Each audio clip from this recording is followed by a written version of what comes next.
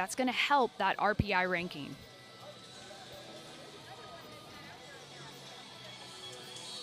Our referee is Mike Stutt. He has blown his whistle, and we are underway. Florida State looking to respond after losing for the first time since the 2022 season. Virginia Tech playing its first ranked opponent of the year. Hokies Seminoles underway, and we're glad to have you on your Sunday afternoon.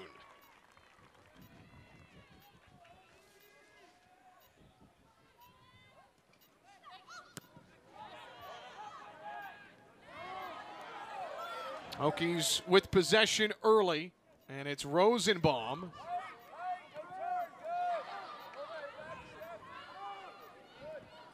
Something that Coach Chugger Adair told us, and you mentioned in the open, Tori, the final pass connecting in the final third going to be so important for the Hokies if they want to come out with a result today. When you've got a team such as Florida State that is so sound from the back line through the front, you're going to have slim opportunities in the attack. So when you get those moments, you're going to have to be really good. Your moments might come in 1v1 breakaways. They could also be in terms of corner kicks or set pieces. You have to be able to execute them. Here's an early opportunity. Allie George, the senior out of Louisville. Attack it.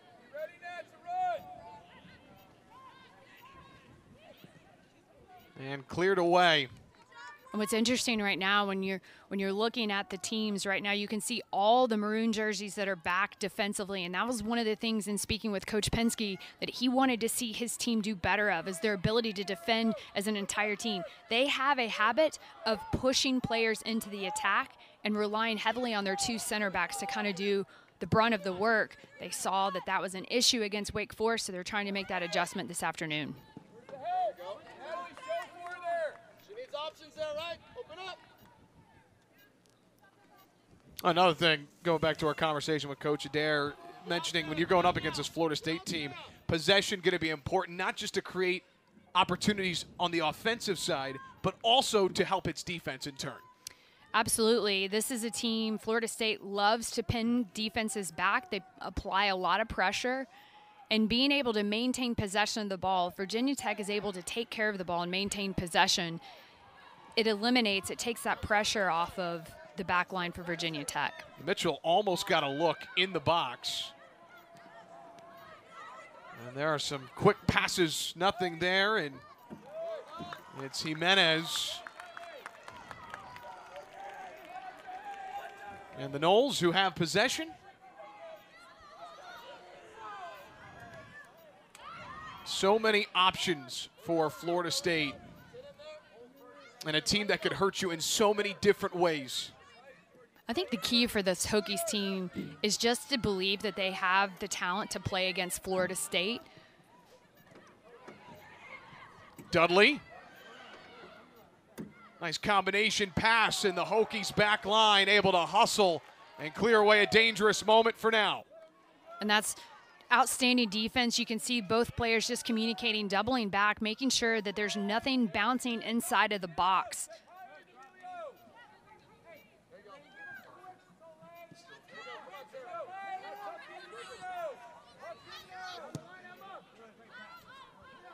Here is Huff.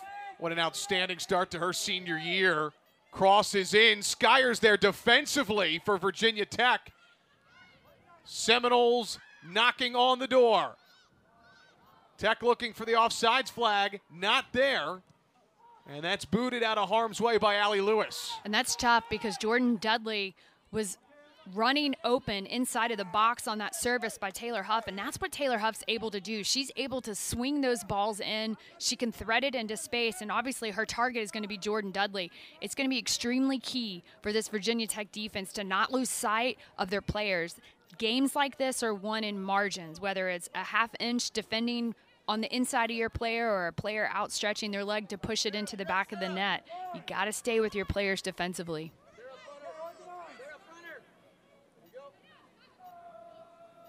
I will say, I think one of the things that Florida State struggled with against Wake Forest was the physicality of that game. Wake Forest came out and committed roughly 17 fouls against Florida State. That was extremely disruptive to this Florida State team. This Seminoles team likes to possess, and it broke that rhythm. Virginia Tech, we know, is a physical team, and I think if I'm Coach Adair, that's one of the messages in the locker room is like, hey, listen, let's not go out trying to take people's legs out, but at the same time, let's keep being physical and make that a part of our identity. And there you see the best coach in the history of Tech women's soccer, Chugger Adair, who has done remarkable things with this program, including taking Tech to the 2013 College Cup, one of the best teams in the history of Tech athletics. Hokies ended up falling to Florida State, and there's a deflection from his defense as Tech looks to turn defense into offense.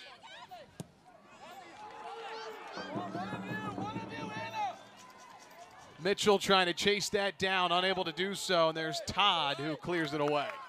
I think that was a nice look by Virginia Tech. Nice build-up, the way that they were able to hold the ball and get midfielders into the attack in that wide space. That's where their space is going to be for this Virginia Tech to create.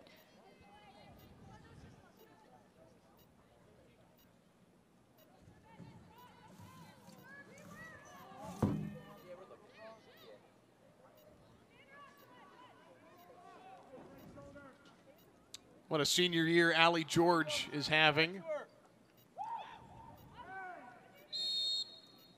And the Hokies offside. I think for now it's just a matter of making sure that Virginia Tech has all their marks. And this is a team, we asked Coach Chugger, do you like to do high press? He said Sunday games are always tough in general to do that type of high press. But in watching the film against Wake Forest did press against Florida State, and it caused some turnovers. So that is part of what they're looking to do is kind of press, but just picking and choosing their moments. They're not sure they can press a full 90 minutes, just given the weight of their legs, the recovery. They traveled to Miami, they're coming back. That's one of the longer road trips you can have in the ACC for Virginia Tech. A scoreless draw against the Canes, a much improved Miami squad on Thursday.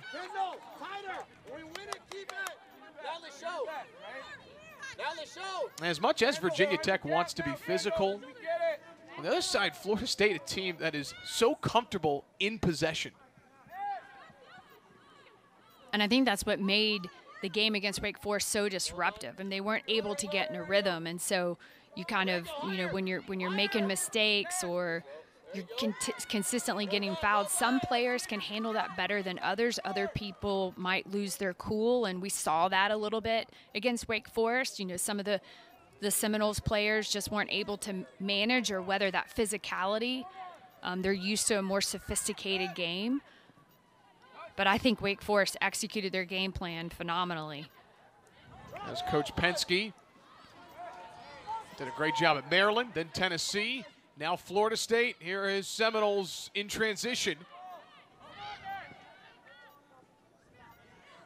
And look at the transition for Virginia Tech, the numbers that they're able to get back and just how quickly they are. That's going to be key as this match continues to progress, because Florida State is a team that likes to switch the point of attack. Skyers with the left foot able to clear it. Huff unable to get a touch. Here's Beckman. Pelkowski so physical on both ends of the pitch. Nice stop there for Tech.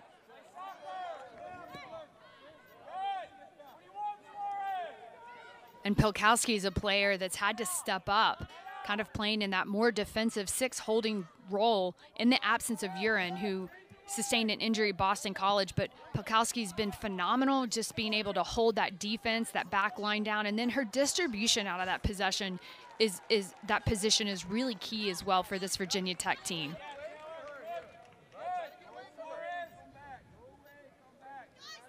Ina Warren, someone who's been part of so many great Tech teams over the course of her career, stepping up and starting 2 NCAA tournament matches back in 2021. A player who could defend, who could get forward. What a great ball slotted through in the midfield. Suarez, the freshman, out wide. And there's contact just outside the box, and Mike Studd, our referee, all over it. And this is a tough spot for Virginia Tech Hokies to find themselves this early on into the game.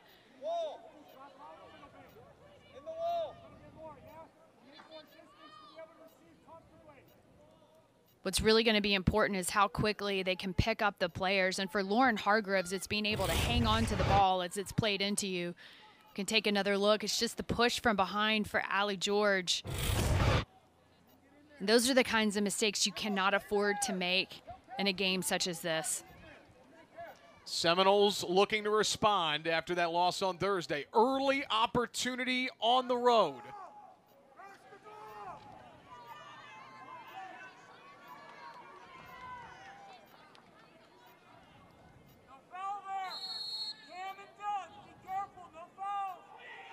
Huff, a whistle, and we're going the other way. Virginia Tech handled themselves with a lot of composure. You saw two Florida State players injecting themselves into the wall, a little bit of pushing going on inside of there. Not what leads to the ball going in the other direction. Just over 12 minutes in. Glad to have you on your Sunday afternoon. Evan Hughes, Tori Watson, our outstanding ACC Network crew on hand from Thompson Field. And Eden Skyers, who has been fantastic defensively this year, trying to disrupt in the midfield. But Florida State gets it back, and now Pelkowski comes away with it. Quickly plays it out wide for Weir. The sophomore from Ackworth, Georgia. And no one home on the cross. And that was a beautiful service. Good look by Weir. That's where Virginia Tech has to do a better job of getting numbers into the attack. Their transition from that defensive shape into offense, getting in their attacking third and making sure they have numbers inside that box.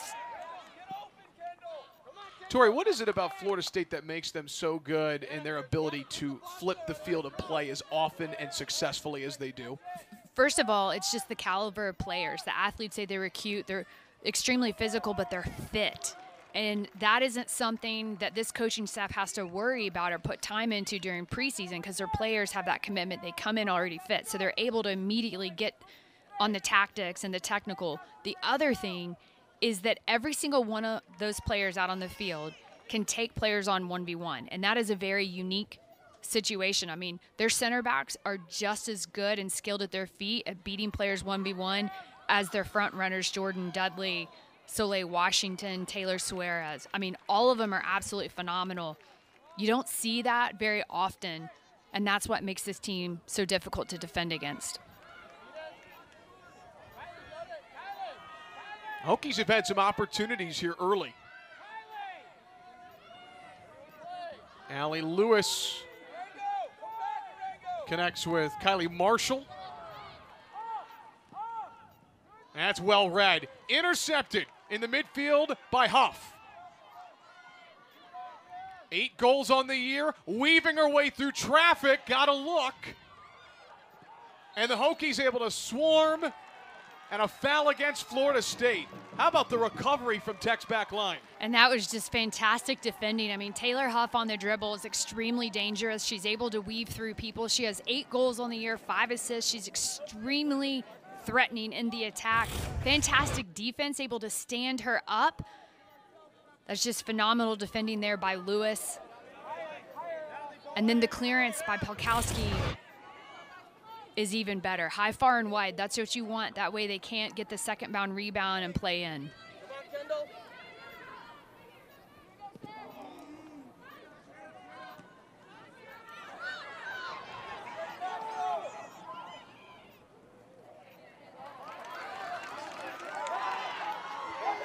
Throw in for Florida State. Here is Huff. Quick pass, Jimenez. Great cutback from Simmons. You can just see the talent on this Florida State team. They're so fun to watch. They have a high soccer IQ, and they are very disciplined in their shape. They know when to expand, when to contract, as well as when to go fast, when to slow the game down. They recognize, they're very good at recognizing the opportunities for that counterattack, getting in and behind. But I think Virginia Tech's doing a really good job at this point in time. They've been able to create a few opportunities. I do think that they need to connect the ball a little bit through the middle, have a little bit more confidence in themselves to maintain possession in those areas. And then obviously not lose sight of Dudley. She's been floating around. She is the main target on the crosses for Florida State. So many names you need to know on this Florida State team, Jordan Dudley being one of them that soccer fans around the country are well aware of. The NCAA Tournament Most Outstanding Player from a year ago. This FSU team had a lot of players away for the last month competing at the U20 World Cup. And there you see, even though they weren't at full strength, look at those numbers. Those are exceptional. I think especially when you look, 23.7 shots a game. That's an extreme amount for any team to have to weather that many shots. It's tough. And when you get pinned down and you have a team that's just constantly pounding on you, it's inevitable. You're going to break at some point. But I would like to point out that the Hokies have done a fantastic job. They've had 7 shutouts this season, so they're no stranger to having a stingy defense. Hargrove off her line won't matter. Florida State offsides.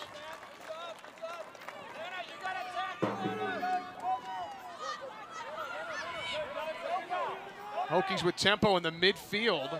George got knocked down, draws the foul. And Brian Penske is not thrilled, and a card being issued from Mike Studd, our referee, who went sprinting over to the head coach of the Seminoles.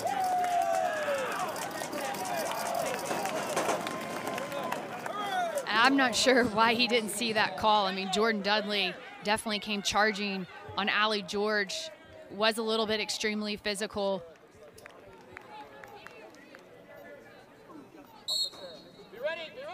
One of the themes we've been talking about in the lead up of this broadcast, Tori, physicality. And with that comes energy and intensity.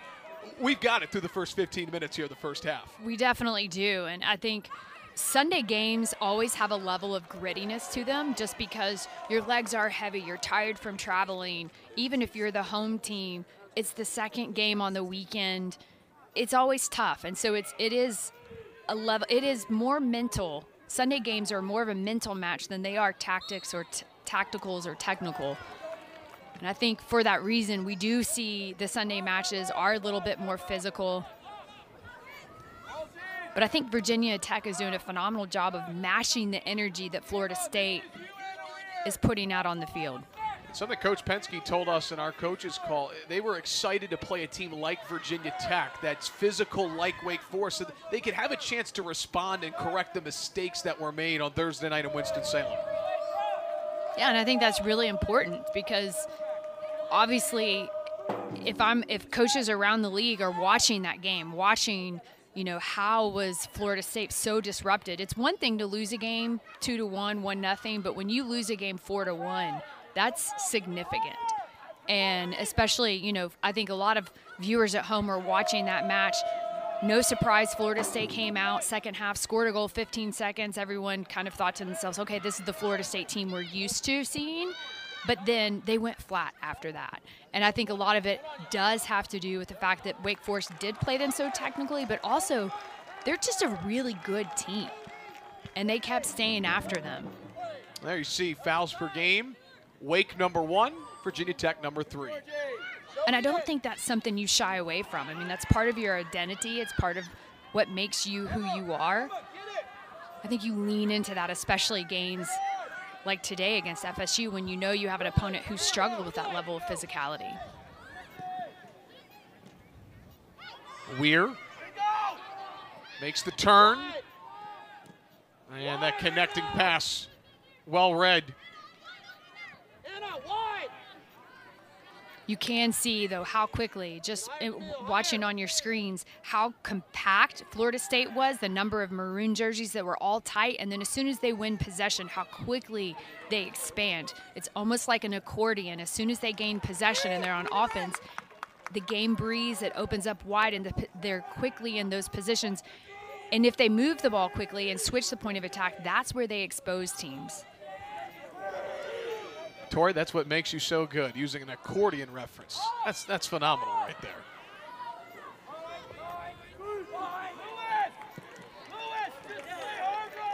Just over 25 minutes, opening half.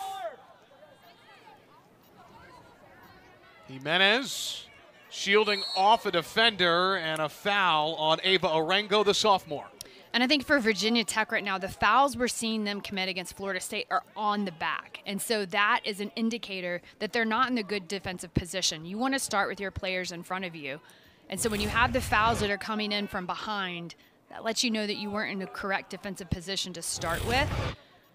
I'm okay with some of these fouls, especially if it's slowing down the play, but you have to be aware of when you're putting your team at risk. You know, the closer you get to the box, the more likely a team is to capitalize on.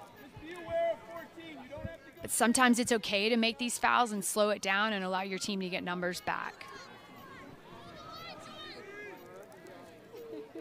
Taylor Huff, one of the most dynamic players in the country, played short. Seminoles with a touch, and once again, a whistle and a foul against Florida State. Couple of good looks in this first half for FSU in the box, but Virginia Tech has defended well collectively to respond. And a yellow card on top of it.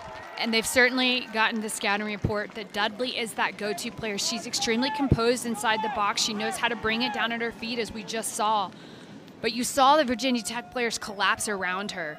And that's exactly what has to happen, because she's going to try to play other people into the game. You can see the three players, and Eden Skyers, I just want to point out the way that Eden Skyers, she shifted her position to the inside, and that's great awareness because Jimenez was right behind her. And should she been able to get that pass off, Jimenez could have put it on frame. And just as Hargrove booted that away, our referee Mike Stutt going to go maybe take another look at that sequence. And I think the question here, maybe the challenge is coming from the Florida State side, is was there a foul committed inside the box? Did the foul occur against the Virginia Tech players? Was the player taken down in the box versus Virginia Tech? You know, it's interesting as a player having this video review process available. You know, during my playing days, it wasn't something that was there, but I definitely think in high-stake moments such as this, it's nice to be able to review and see what really happened. Although as a player, the emotions that come and go, it's hard to kind of keep steady and keep your head in the game. And looks like they were looking at the clock, and that is going to be adjusted, is what information we're receiving. And they're going to go to 24-26. So they put about roughly 30 seconds back on the clock. And we're back underway. Rosenbaum connects with Weir. And look at the defensive pressure from Florida State, creating a turnover in the midfield. And Tori, you said it, the midfield is going to win or lose today's match. And here's Virginia Tech, a through ball forward. Too far in front of Mitchell, but a throw-in. And fantastic job by Orengo just to get the read on that, being able to step in. And that's where collectively defending is so important. First person on the ball, pressure. Second person is cover. They're able to pick those passes off. Well done, well executed by Virginia Tech. Tori, what have you liked most about what you've seen from Virginia Tech and how they've executed their game plan here in the first half? I think they've found themselves a few times under pressure, but it's just the composure. You don't see them playing panic ball. I would like to see them clean it up just a little bit. I think the movement off the ball has to happen faster. The first option is presenting itself, but the second option needs to be happening faster. Mitchell. And excellent defending from Huff. That ball's still dangerous. And Florida State, so good when they counter.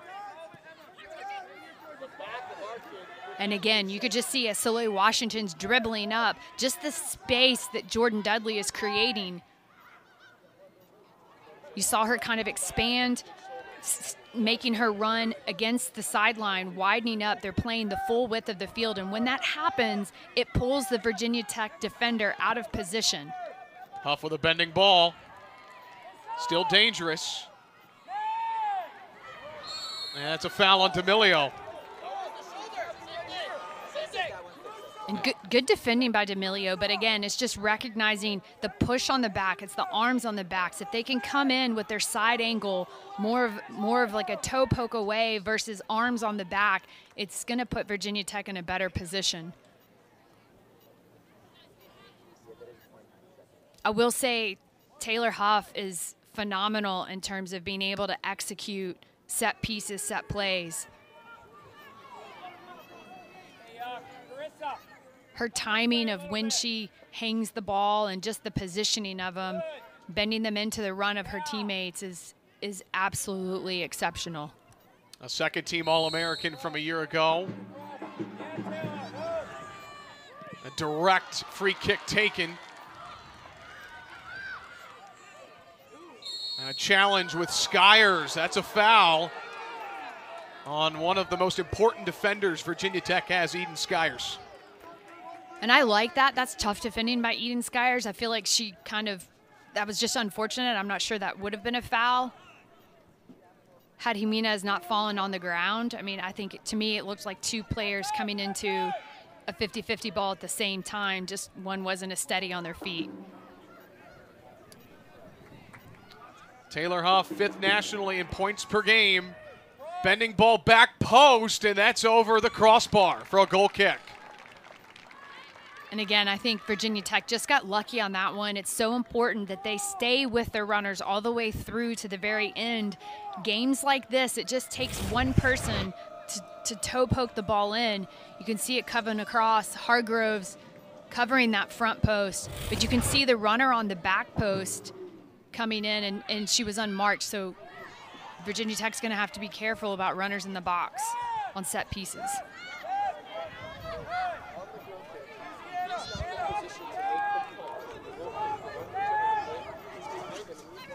Seminoles comfortable in possession.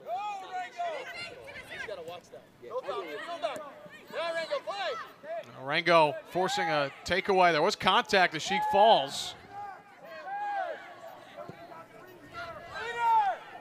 Suarez defended by Skyers.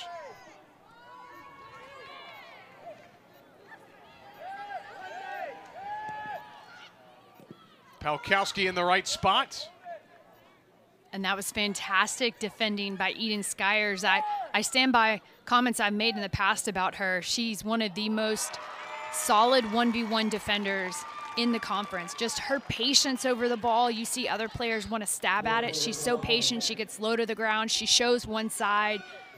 She's been absolutely phenomenal for this Virginia Tech Hokies team. Transferred in from Jacksonville. Late addition last year, just before the 23 season started. Such high praise from her coaches, her teammates. And here's our first corner of the afternoon. Huff to take it. Still dangerous. Hargrove locating and pulls it down. And that's a big-time save for Hargrove. She's been outstanding between the pipes for this Virginia Tech team, and that's exactly what they needed. They need her to be able to jump up and make some of those big-time saves. And the clock will stop. An injured Hokie, and that is one of the toughest players you'll find around the country, Emma Palkowski, who has logged over 5,000 minutes in her Tech career. That's definitely not a player that you want to see on the ground at the moment. I mean, she's carrying double duties as we hit on the open, just in terms of that playing that more defensive role in absence of Aino Vuerno. She's done an absolutely fantastic job.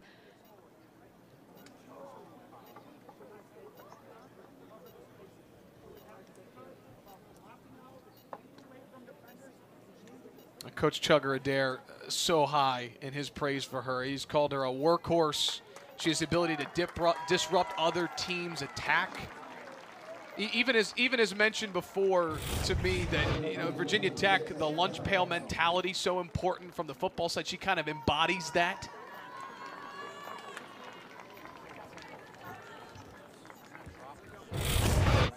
And it's great to see her on her feet.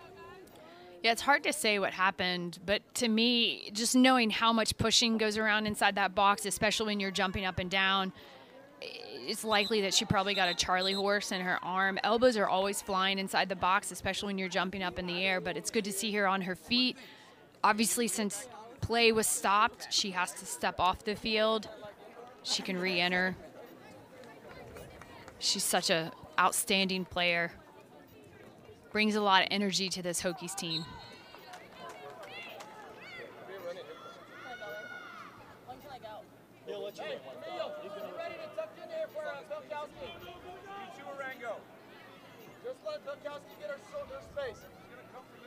Both teams adjusting right now. Also got a chance to huddle around their respective coaching staffs, too. It's been physical, at times a little chippy. Defending national champions, a Virginia Tech team, and a tie for third in the ACC in points. And here's Tech pressuring. Not a ton of action thus far for Addie Todd in goal. Florida State building into the attacking third with space. Suarez gives it back. Beckman, a couple of quick touch passes. And off the deflection, Weir gets knocked down. No whistle. I'm a little surprised that there wasn't a call there, especially all the other fouls that have been called in this game. There was no advantage there.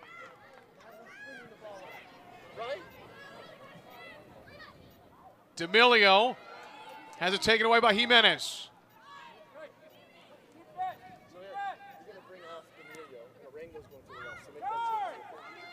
Combination play for Suarez, and there's Skyers with an excellent slide tackle. Again, just 1v1, amazing defending on display here. Sky is extremely patient, but understands how much of a threat a service could be. That's a clean tackle through and through, timed it absolutely perfectly. And I will say the consistency at which she plays at is such a tremendous value to this Georgia Tech back line. I mean, just being able to rely on her game in and game out. She is so thorough in her play. You always know what you're going to get from her.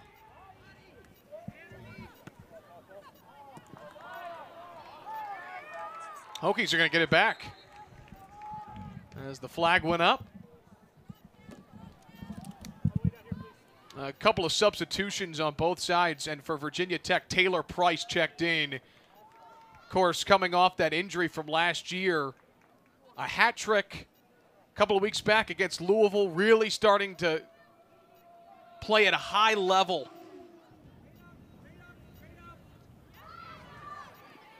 Which is great to see coming off that injury, is Pelkowski back on the field as well. And there's an easy whistle, a bump from behind from Rihanna Hudson.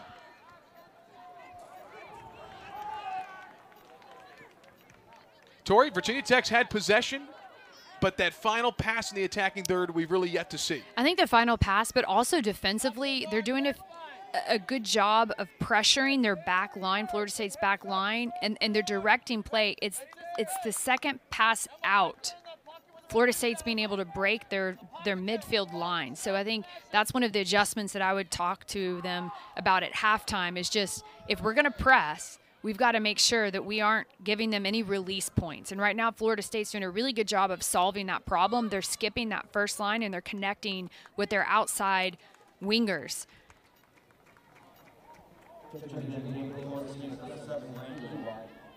And Ron Ely comes on for Coach Penske's team. Loved getting to talk with him about her.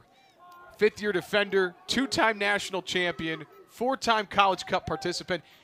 He actually compared her to Christian Laettner from a resume perspective, and that is high praise. Yeah, absolutely. She is a phenomenal player, and just the experience that she brings to this team and to this coaching staff. I mean, Coach Penske said she's teaching us about the program traditions and histories. She's been a part of all the national championships, ACC championships, so to have that kind of veteran leadership on the field is extremely valuable.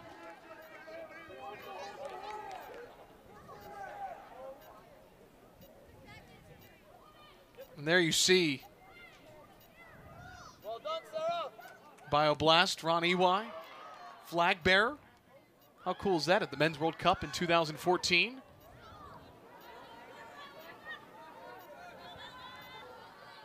You talk about a player that has a lot of spunk, pizzazz, and energy. That's Ron Ely. And I think this substitution is pivotal in Florida State's game plan, just in terms of being able to elevate the game and the players around her. Same thing for Virginia Tech. We've seen them make some substitutions too. I think it's important that both of these teams have a strong final push before the half.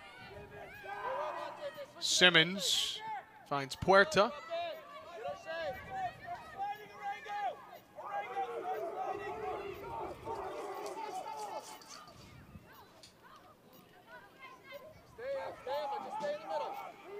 Only 2 shots in this first half, both by Florida State. And that rolled over the touchline. Tech's going to get a throw in.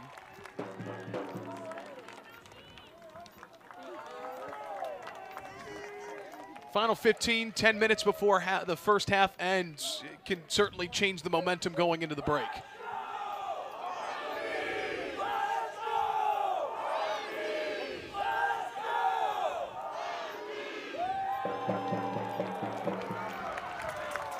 And this is exactly what Virginia Tech needs at this moment. They're a team that leads in the nation in terms of corner kicks, and this is a great opportunity for them.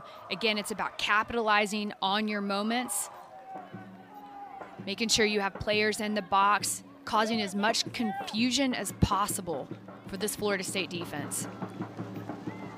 First corner of the game for Virginia Tech. Opportunity for the Hokies. Nelson with the right foot, that's deflected. And a strong clearance. Pelkowski will track that down.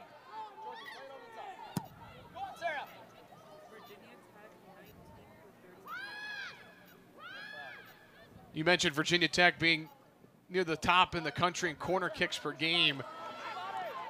Couldn't capitalize there, and here's Florida State and Jordan Dudley, who got knocked down, no doubt about that. And a foul against Virginia Tech. Clock will stop.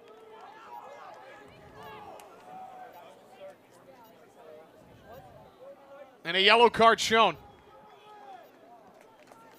I think for Virginia Tech, I mean, Florida State, they have a lot of streaks. We'll take another look at that foul. You can just see just clipped. I do feel like there's a little bit of theatrics involved, in my opinion, on that. I don't think there was enough of contact there for her to fall that much, but. Third yellow card of the first half. The back post, that's over the head of Riley. Goal kick coming for Hargrove. But in terms of stats, there's a lot of storylines to follow for Florida State. One of the stats that, one of the streaks is they have not lost a game that they've led at halftime since September 3rd of 2010. So if I'm Virginia Tech, don't let them score first half. It is an incredible stat. Since September 3rd, 2010, if Florida State is leading at halftime, 161 wins, no losses, 3 draws. Huff can change a game, connects with EY.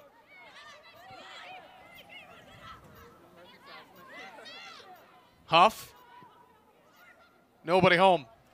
And I think Virginia Tech's doing a really good job of containing Florida State. Right now, for me, Florida State is almost trying to do too much. Every time they have the ball at their feet, they're taking 3, 4, 5 dribbles, and you're not seeing players move as much. I think if they let the ball do the work, it'll kind of start creating some open pockets for them to play the ball in, through, and behind Virginia Tech. But I think Virginia Tech's doing a great job. They're staying linked up with their players. They're putting a lot of pressure in the middle of the field. They're making it difficult for Florida State. Really good hustle from Taylor Price. Does get whistled for the foul. And that's one thing that Coach Chugger Adair has prided his team on, is defense as a collective, you know, playing defense collectively as our team. It starts up top. If you can win the ball higher up on the field, it's going to put you in a better position offensively. Mitchell wins possession back. Look at that pressure on the other end from Dudley. Don't think we've talked enough about Florida State's defense. 6 shutouts through 10 matches on the year for the Seminoles. And last year, en route to a national title, while the offense was so good, 5-1 win against Stanford, the defense was exceptional as well. Yes, and I think a lot of times Heather Gilchrist and Sophia Wynn, they get overlooked back there, but as we shared, Coach Penske, he said, you know, we put so many numbers into the attack. They often play their backs inverted, so they are part of the attack, and they rely heavily upon Heather Gilchrist and Sophia Wynn to anchor down that back line. Mitchell the cross, and there's Todd with her first real action of the first half, making the stop. And that was a wonderful cross inside of the 6. I would like to see Virginia Tech sneak up on that a little bit more, contest the goalkeeper. And you can see the service that comes across from Mitchell just on top of the 6, and you can see the Virginia Tech players there, but just hesitant on not sure of where the ball's going to go. I think the timing of those runs have to be a little bit better inside of the box.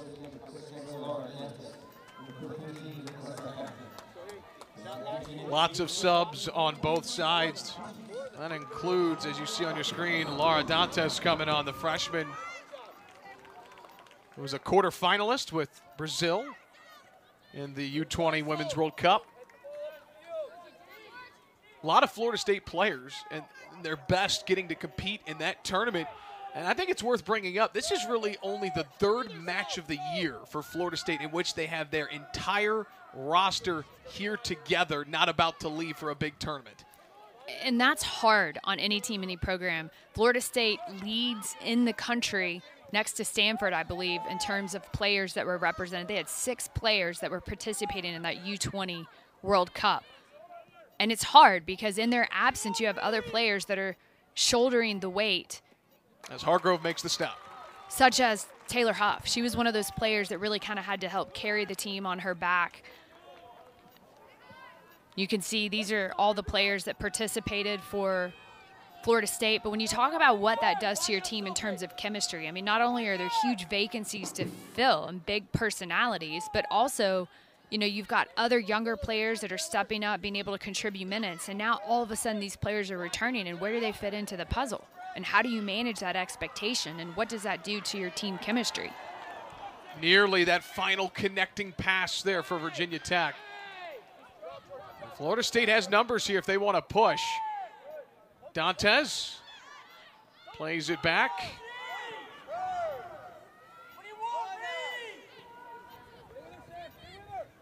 Will give and go for, I don't think she fully recognized it, and that's well read defensively by Valente. And again, just to make sure, emphasizing that point, the roster was here to start the season. Then the U20 World Cup was in September, so those players left. To your point, new players stepped up, new minutes, new roles, and now they're coming back and trying to get back and build that chemistry in the middle of being in the best soccer conference in the entire country. And they were gone for roughly 4 weeks. I mean, that's a significant amount of time when it comes to when you're talking about women's collegiate soccer. I mean, it already has such a compressed schedule. They missed the tail end of non-conference. They've missed half of conference matchups. But then it's also, I think there's a lot of people have the impression of, oh, they must be training so much or at such a high level if they're with their national teams. But the reality is they're resting more than they're actually playing. And talking to Coach Penske, he's like, yeah, we've got the GPS trackers, and you know, it's not consistent across the board, especially compared to the kids that are here on our campus training. So there's a lot of that in terms of just fatigue, physicality, are they still in shape? But even more so, it's the emotional aspect of it. And that was one thing that Coach Penske really hit on. Taylor Lewin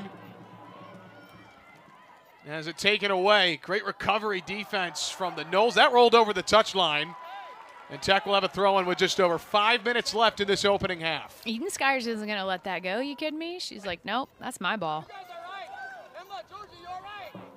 You can see just the fatigue starting to set in on both teams at this moment. There's a lot at stake. Florida State's trying to kind of prove that they are one of the best teams in the country after facing such a devastating loss to Wake Forest 4-1. And for Virginia Tech, they're kind of trying to capitalize on this opportunity and prove that they are one of the best teams in the ACC and in the country. A 32-match unbeaten streak dating back to 2022 snapped on Thursday against number 4 Wake Forest. And a push, I believe, during that sequence. Foul on Florida State. You look at fouls, 8 on Virginia Tech, 5 on Florida State. But at times it's felt like it's been fairly balanced in the first 45. Forget it now. I think Virginia Tech seems as though they're a little bit more used to having the fouls be a part of their game, so it's not nearly as disruptive. Right-footed strike high above the crossbar from de Guzman.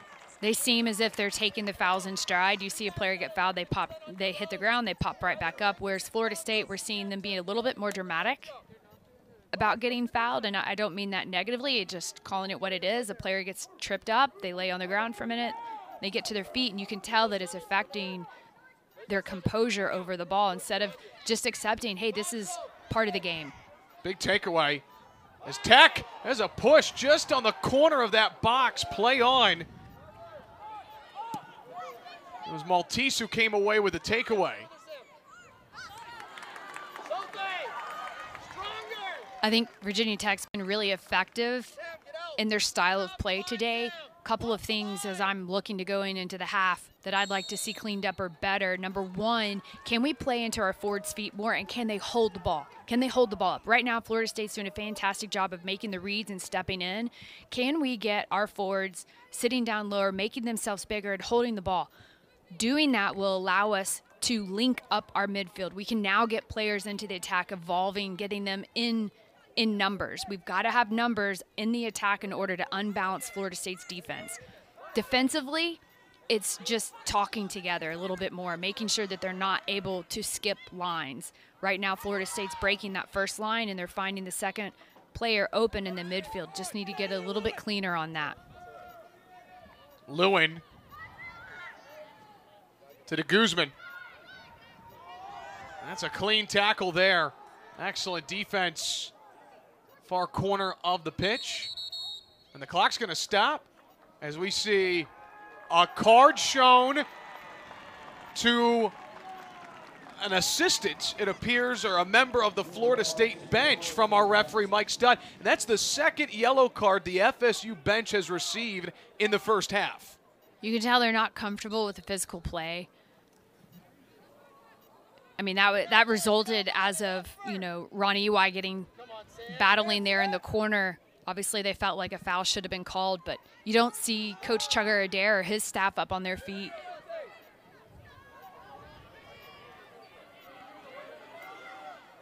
And Skyers, look at that shield, but a foul called, and the Tech fans disagree.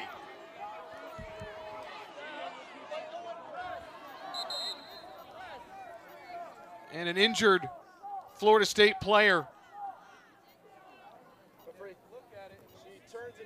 I love the sportsmanship that Eden Skyers has right now. I mean, she's checking to see if the player's hurt. I think that's exceptional sportsmanship. But just tough defending. I mean, from my viewpoint, it looked like Eden Skyers was just kind of keeping the player on her back. There is a little bit of pushing, but you also see the shirt pulling from Florida State. And Eden Skyers just doing everything she can to shield. I think in that process, you can see that elbow come up just a little bit and get her in the face. But to me, that's not an intentional. That's just more of her arm is in the movement of running. But fantastic job by our camera crew and our production to give us that replay. But tough defending by Eden Skyers. Tori, from a defensive standpoint, is it fair to say Virginia Tech has done what they've wanted to do in the first half? I think so. Absolutely. To be able to go into the half 0-0 is a good thing. It's just a matter of how can we be better?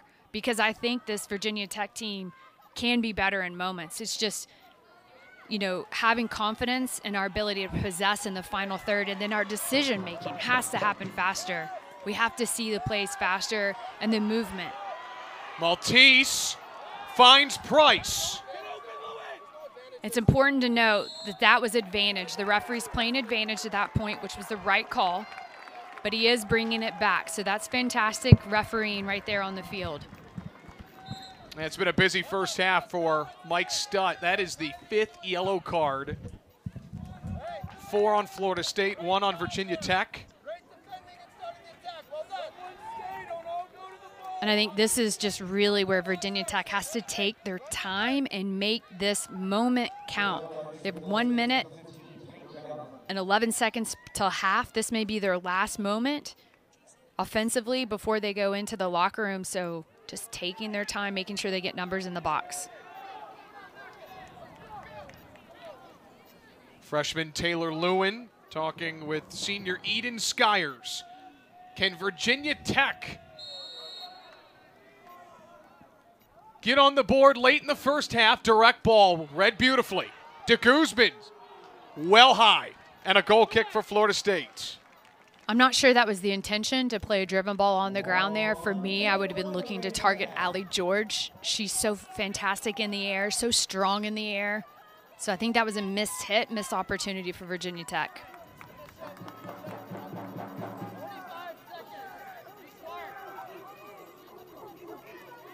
The Seminoles and Addie Todd, the sophomore, content with taking some time. I think if I'm Coach Penske and I'm going into the locker room, I'm talking to our team about just being able to be explosive when we win the ball, capitalizing on those counter attacks as much as we possibly can. Still time, 20 seconds for Florida State near midfield. Lewis tracking, Tech with time, 12 seconds. Lewin hustling, back to Todd.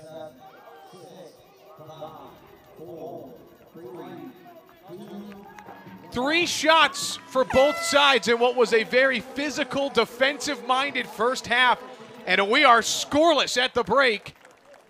The defending national champions and Virginia Tech, and we are ready for second half action. Gorgeous day in Southwest Virginia. Florida State looking to respond. Their first loss in almost 700 days. Hokies searching for their first ranked win of 2024.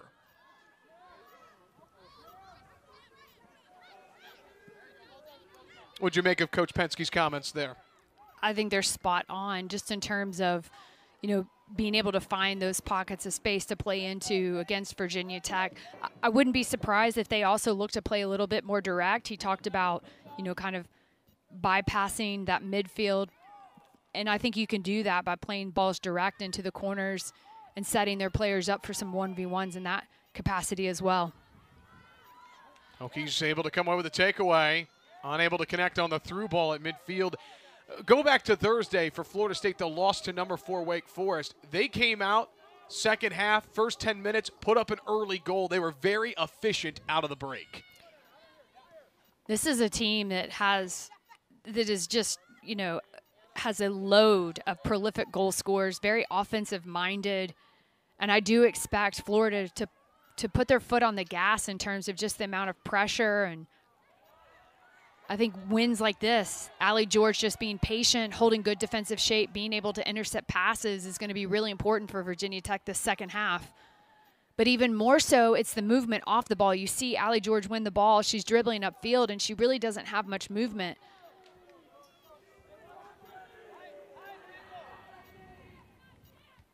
Kind of going back to Coach Penske's comments, talking about the 4-4-2 diamond shape that Virginia Tech is in. What is it about that formation that can make it difficult to potentially break down here as Huff, hard challenge, play on?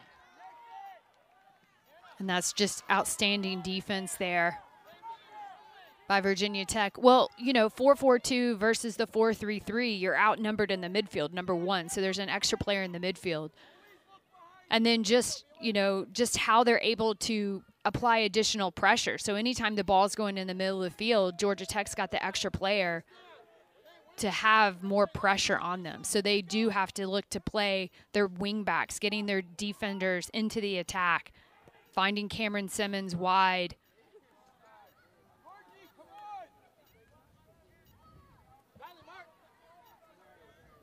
Mimi Van Zinten, the throw-in, and a good one. As Dudley tries to cut it back, play it through. Nice idea, but a goal kick. And I think Virginia Tech is doing a great job this first half, or this second half. You know, they're coming out, they're remaining composed. Again, I would like to see them hold the ball up more with their forwards' feet and try to get more play into the midfield. There's space in the wide areas for them as well.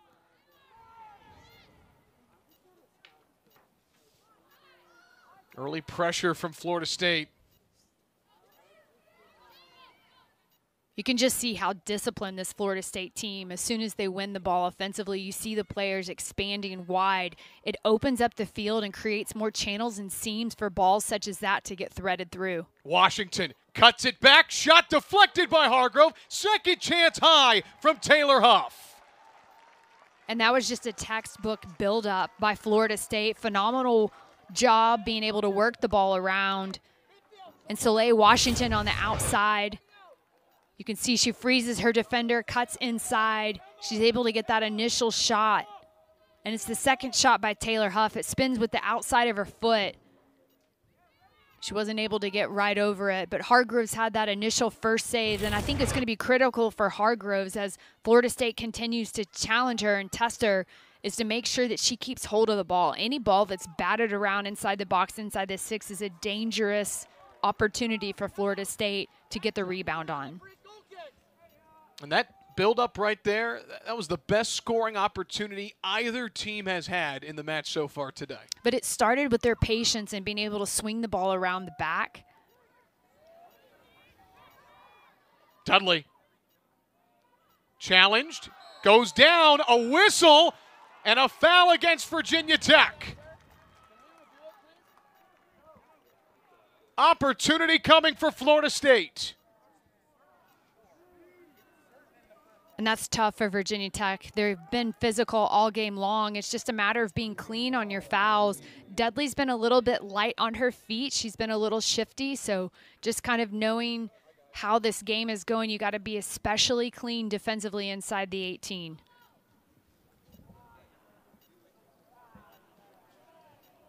Mike Stutt is going to go take a look. Big moment in this match. I think the question here, if I'm the AR looking at this, is it a question of did she get tripped, did she get fouled, or did she just stumble over the ball? And in this instance, in this review, it does look as if Allie George did clip her.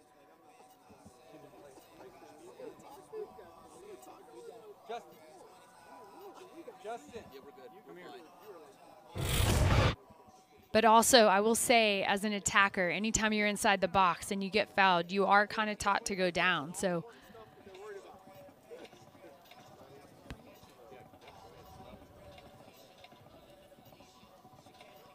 we mentioned in the open that these games are won and lost by margins, and it's moments of a foul being made or a corner kick or so forth and so on. You hate to see a game like this be decided on a penalty kick.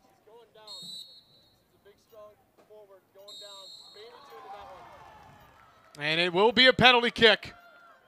They took a long look, but the Seminoles on the road, and we've got some extracurricular build-up outside the box. Let's take one more zoomed-in look. The foot of George.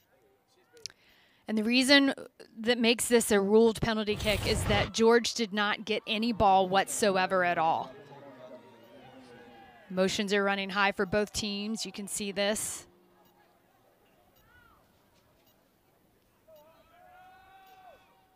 And it will be Jordan Dudley, the NCAA Tournament Most Outstanding Player a year ago.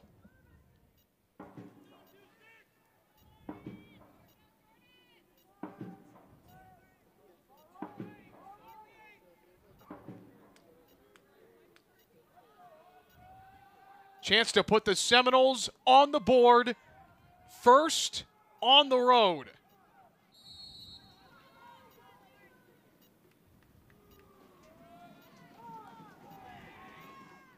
It's through.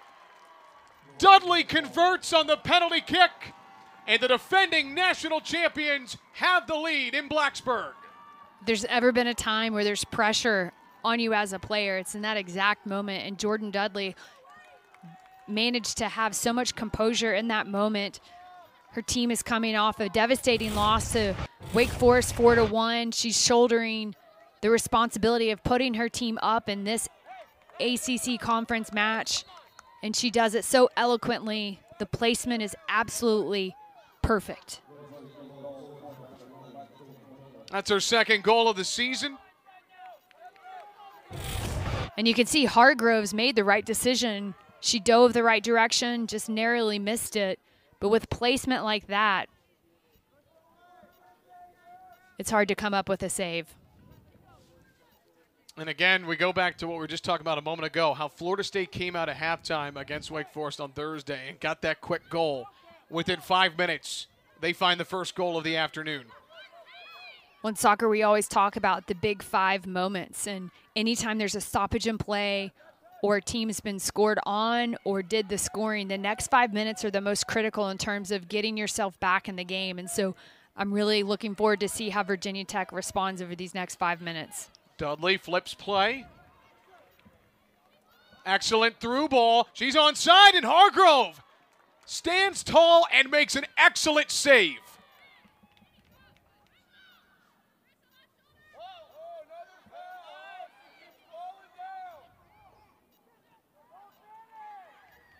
George creates the turnover. Nearly 2-0 Florida State, Tori. And I will say Virginia Tech players kind of held up. They're expecting that offsides call, but as a defender, you have to keep playing until the whistle goes. And Weir, contact from behind, a foul on Florida State. Let's go back to that build-up, the save from Hargrove. And you can see the ball just slipped in and behind Eden Skyer. She's hoping for the offsides, but the player in the center is keeping her there. The first block by Hargroves.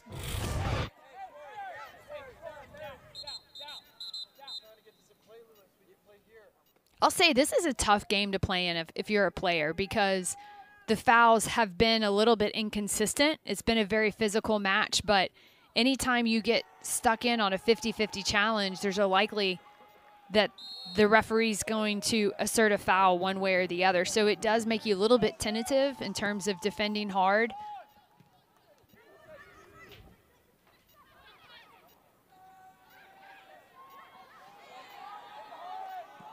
In the midfield. A good battle for possession all day today, both sides.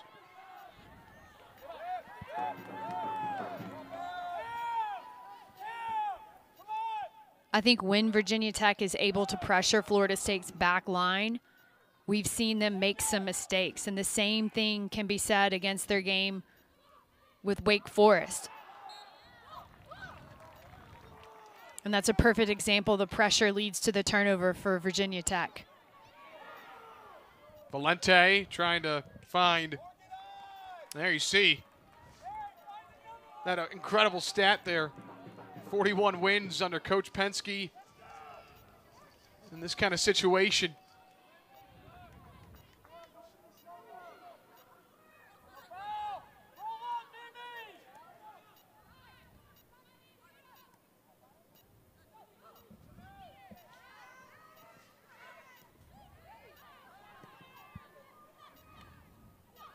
Dudley, no look pass, connects with Huff. Through ball forward for Suarez, but Hargrove well off her line, read it well. And Florida State being able to transition that quickly from defense to offense. Meanwhile, Virginia Tech just a little too far in front, no problem for Addie Todd.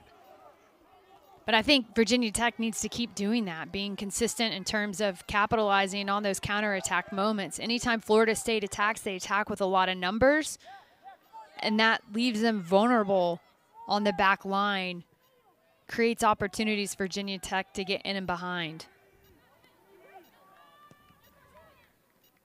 Huff trying to shield off Pelkowski, does so, and has space. 8 goals on the year. Washington into the box. Excellent recovery on the back end from Marshall and the Hokies. And Taylor Huff is just so dynamic, so explosive, and so strong. I mean, she's a difficult player to push off the ball, but what makes her dangerous is her ability to thread the passes like she just did to Soleil Washington on the outside.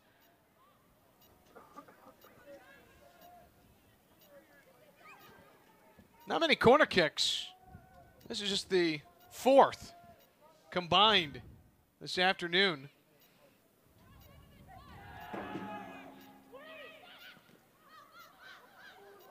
Left-footed strike, knocked down. And having clearances that go past the 20 yards is extremely important. You can see that Florida State had players set up on top of the 18, kind of almost like bumpers. They're going to line the outside of the box. You got your players inside the box, and the purpose of that is anytime the ball bounces out, they can quickly redirect it on frame, putting them in another goal-scoring chance opportunity. Jimenez to Suarez. Back to the senior. And still dangerous. Huff. Intercepted by Pelkowski, who got knocked down in the first half, had to check out momentarily, and she plays this forward for Weir. Has space, gives it a go, and it's well wide. And just an excellent look there by Pelkowski. She did a fantastic job reading it, intercepts it, recognizes that there's an opportunity to unbalance Florida State's backline, plays the ball in long. And Anna Weir, she's able to get the touch around her defender, but it's just having the confidence to put the ball away in those intense moments. Nice look, but again, this is kind of the storyline for Virginia Tech, being able to capitalize on those moments inside the box. Better decision-making. Tori, how much of Virginia Tech, the intensity they've shown on the defensive side, how much will the defense have to lead to offensive opportunities here in the second half? I think that's the most important part. I mean, you've got such a talented Florida State team. It's the defense that's going to lead to those offensive moments like we just saw. I mean, their ability to win the balls and quickly counterattack. It's what's going to keep them in this game. But we heard Penske talk about, as he came out of the half, being able to find those 10s in the high spaces and the wide spaces, being able to play people in. And they're doing a really good job of it. They're executing it. They certainly have taken the tactical points that Coach Penske presented to them and are putting it to work.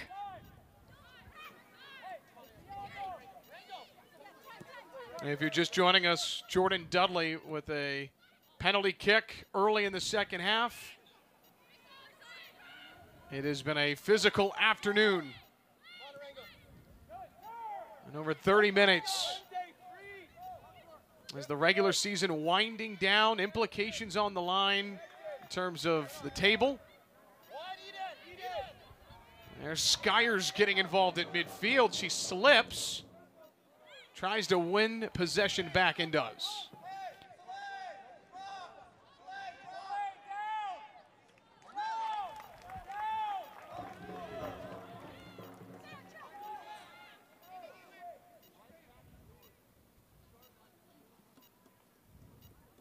How about the job Eden Skyers has done today? She's such a solid defender in the back. And again, just the consistency that she brings every time she's out on the field. You know she's going to win her 1v1 battles. And what I like about her is her ability to take care of the ball.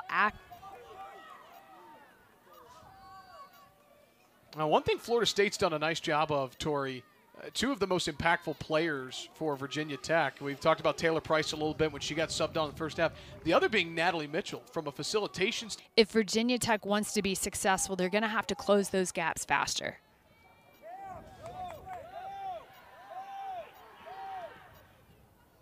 You see it leads to a turnover.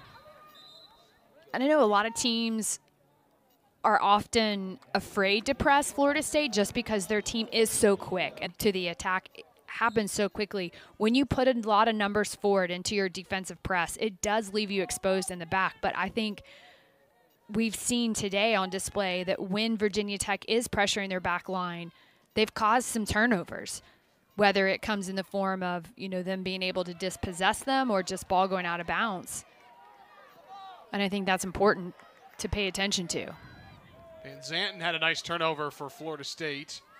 And speaking of one, takeaway, Beckman. Florida State's so high on her ability and what she does on the back end. Huff, near side, Washington. It'll stay with the Seminoles.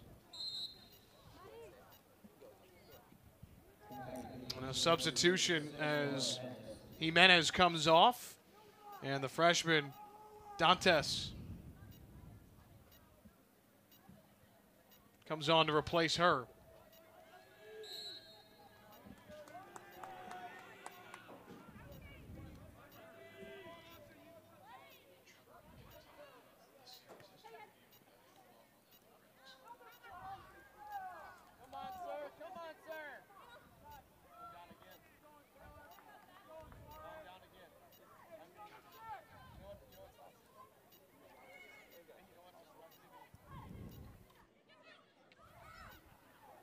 Polkowski, Weir, who's been very involved. Big ball forward for D'Amelio, who just checked in. And there's Dantes, who also just came in.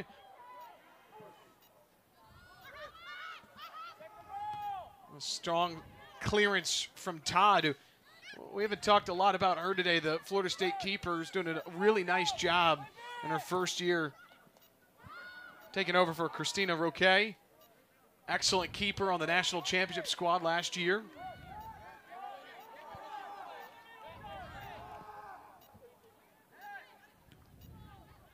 And we continue to see Virginia Tech playing big balls forward. Well, I think they've had a lot of success. I mean, we've seen them in the second half. Anytime they've played a little bit more direct skip to that midfield, they're putting themselves in an opportunity for 1v1s. Huff, the cross, nearly a beautiful finish, trying to connect with Suarez.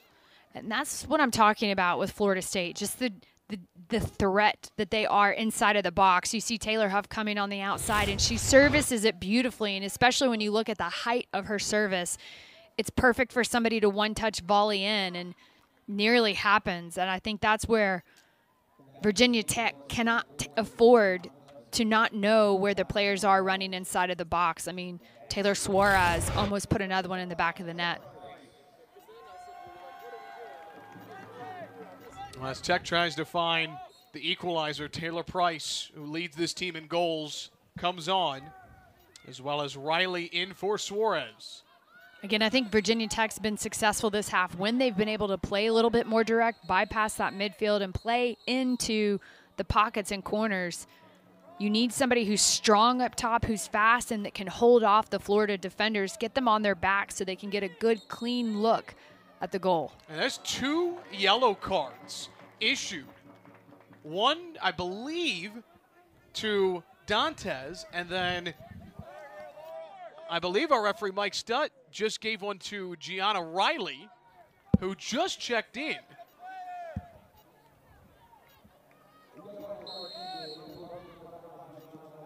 And indeed, Riley, who just came on, so 2 yellow cards in the same sequence.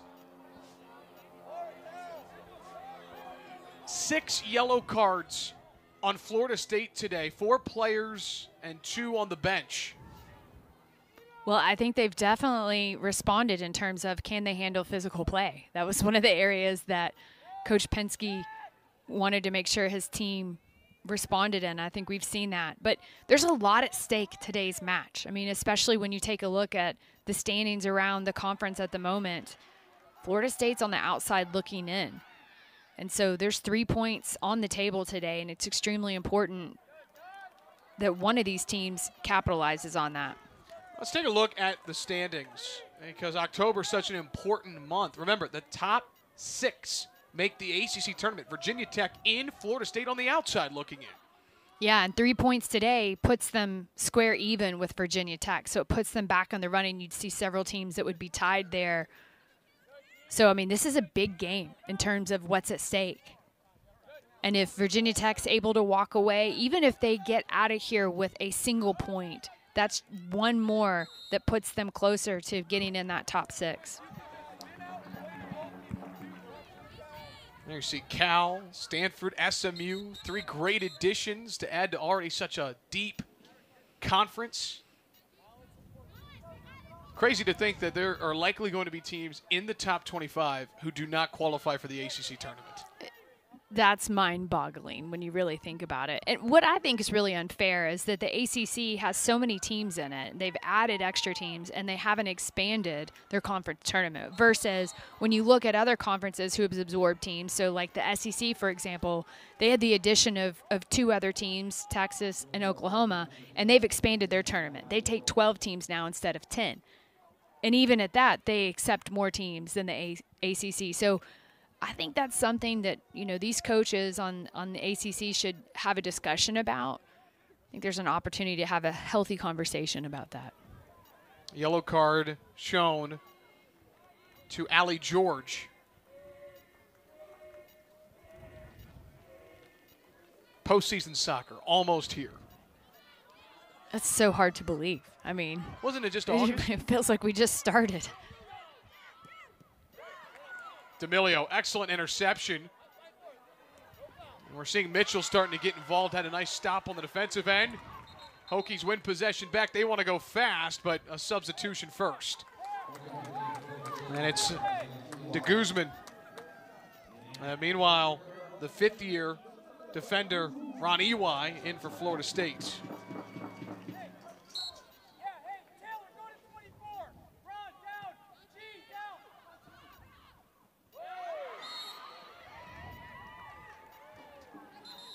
Clock will stop. Our referee, Mike Stutt. Possession with Tech. It's been a busy afternoon for our referee. And there you see 22 combined fouls. But a physical team in Virginia Tech, as we talked about earlier. And to your point, Florida State really answering in terms of physicality after coming off of a tough loss, physical match. And here's defense to offense. Riley, the junior. 1v3. EY, who just checked in. Dantes. Surveying. Riley, direct. De Guzman lost it, and she fouls. EY. And EY's so quick on her feet, just the little touches. De Guzman comes in and gets more ankle than ball, leads to that foul. This is a dangerous spot from a defensive standpoint. Florida State's so creative in the final third. Especially because at the moment, the momentum has been swinging in Florida State's favor. Towards the back post. Skyers. Clearance to midfield.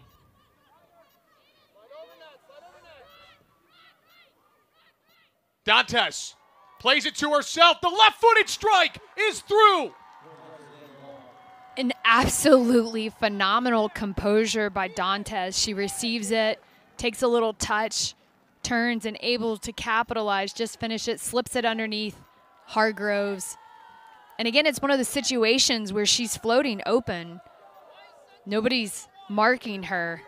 She's able to create just enough separation to find herself open. Look at just the composure. She receives that ball, takes it away from the defender, and then hits it off the bounce. Just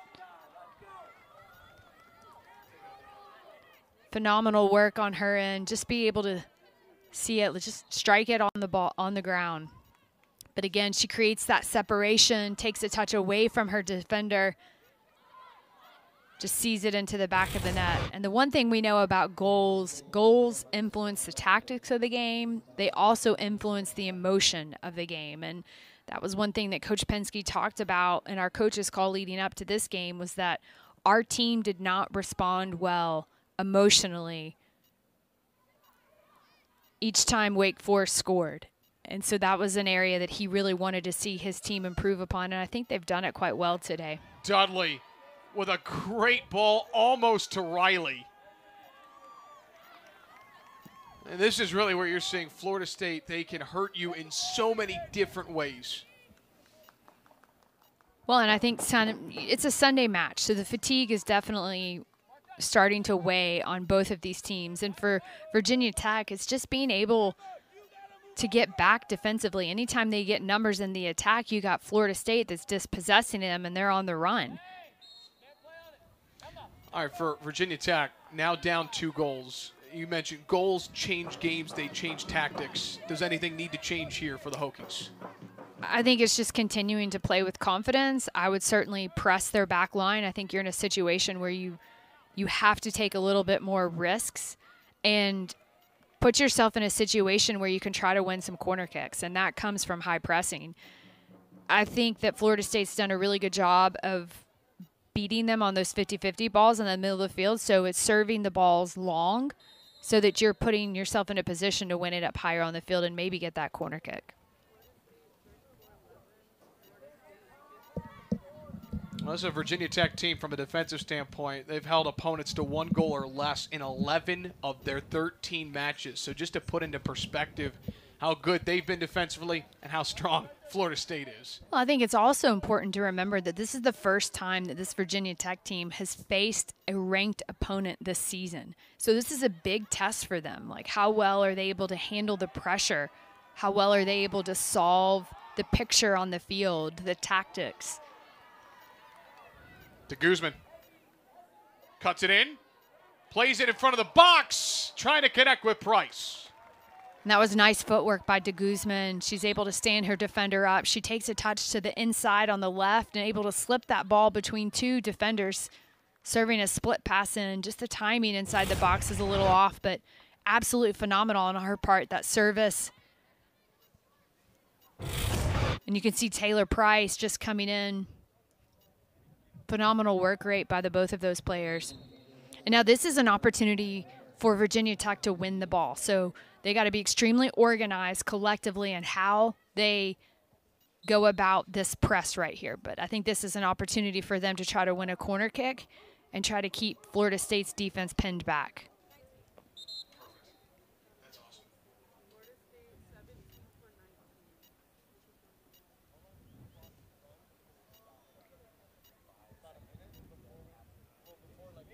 And as Van Zanten comes on, if you're just joining us, it was scoreless at halftime. Tori, what has Florida State done to create the pressure they have from an offensive standpoint? What's been different first half to second half that's led to 2 goals? I think they're playing simpler. They're not taking as many dribbles. The release in the midfield is quick to the wide areas, so they're able to move the Virginia Tech players out of that back line, creating some seams to play balls in and behind their defense, and they've been very effective at it. It's also their ability to transition from defense to offense that's been giving Virginia Tech a hard time. Valente in for Mitchell. Under 20 minutes left. For a Tech team that's been so strong at home this year.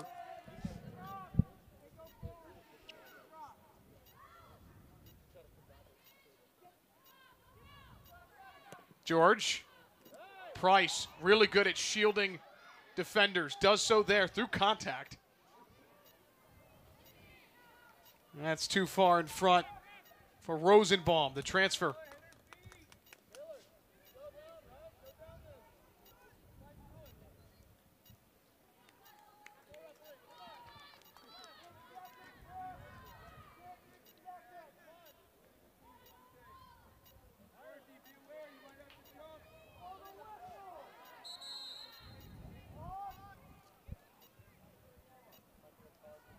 Mike Stutt has stopped the clock.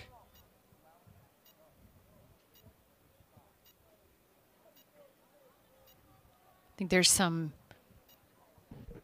question over delay a game, asking her to kind of get the ball into play a little bit faster. And there you see the pressure from Virginia Tech. Huff. And that's good defending by Allie George, and that's what I was talking about in the first half, where Florida State was able to find that escape. The thing that is a little bit risky is Allie George is an outside back, so if she's stepping all the way into that infield to put pressure on Taylor Huff, Taylor Huff, that means that there is space in and behind if Virginia Tech gets beat.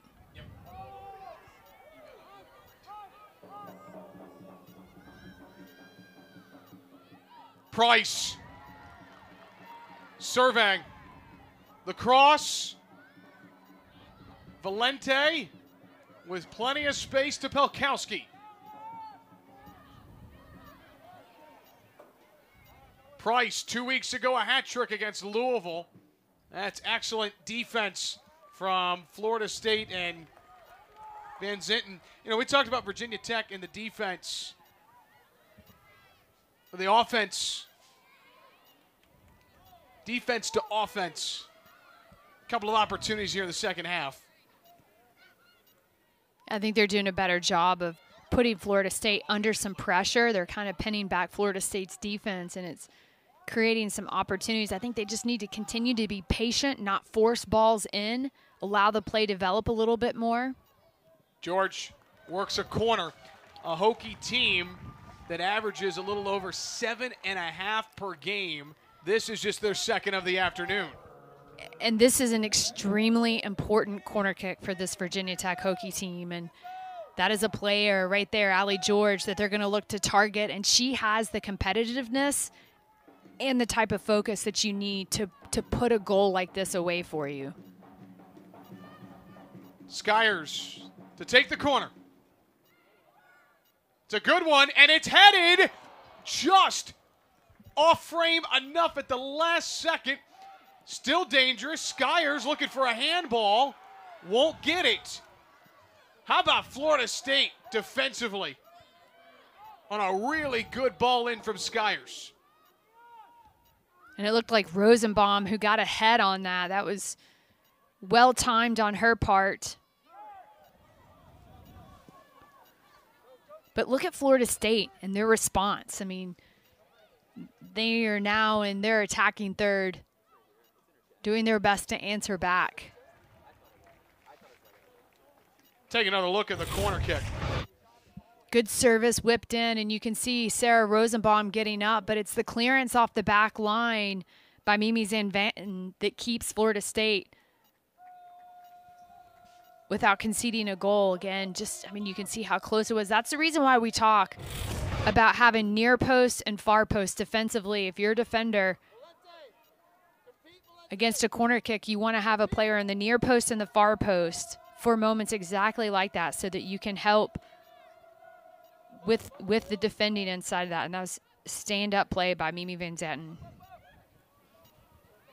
Deflection, favorable one. De Guzman likely going to earn a corner, and she does. And that was excellent work rate by De Guzman, just to be patient on the ball, allow some of her attack, her offense to catch up with her. And again, the Hokies have another corner kick situation. Again, this is where I think Skyers needs to take her time and make sure the service in is quality.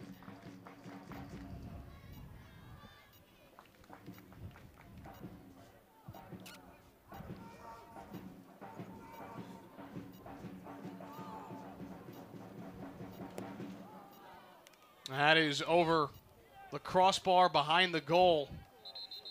It was a left foot in swinger, just a little bit too much there, which is really a missed opportunity for this Virginia Tech team. But now they have a chance to, again, apply the pressure to Florida State's back line. They've been successful in causing some turnovers, and Florida State's build out this second half. So if I'm Coach Chugger Adair, that's exactly what I'm doing. I'm encouraging my team to press high, communicate. Florida State a 2-0 lead. It's only the third time this year that Virginia Tech has given up multiple goals in a match. And 2 losses, one against Liberty, a 2-1 defeat, and 3-1 at Boston College. However, the line right now of 2-0 really doesn't show for the majority of this match how solid Virginia Tech has been defensively. Well, I think it's unfortunate when the first goal comes in the way of a penalty kick, especially considering that up to that point, the play was extremely even. And as Coach Pinsky said, you know, goals change the emotion of the game. And once Florida State was able to get that initial goal, it kind of opened up space and play for them to capitalize on a second attack which resulted in a goal. And Virginia Tech, they've been battling. They just haven't been able to respond back in the same capacity. Seminoles looking to add another dangerous moment. Skyers as well as Lewis on the defensive end, a clearance. And that was a very important clearance from Lewis, not to give up any corner kicks. I think this late in the game, anything you can do to prevent conceding a corner kick is extremely important. Jimenez back in for Dantes. We've seen them switch out throughout the match.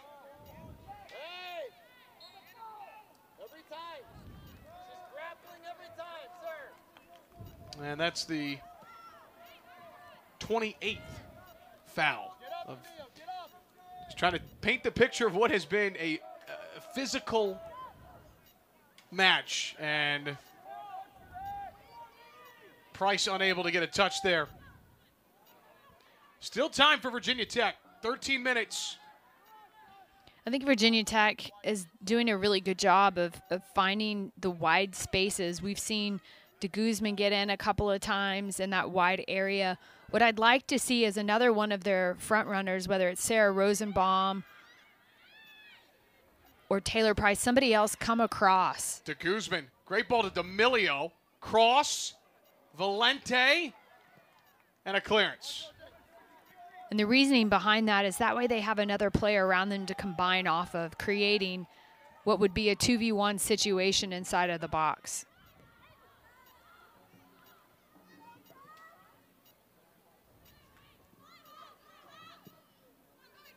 That's way too far for Skyers.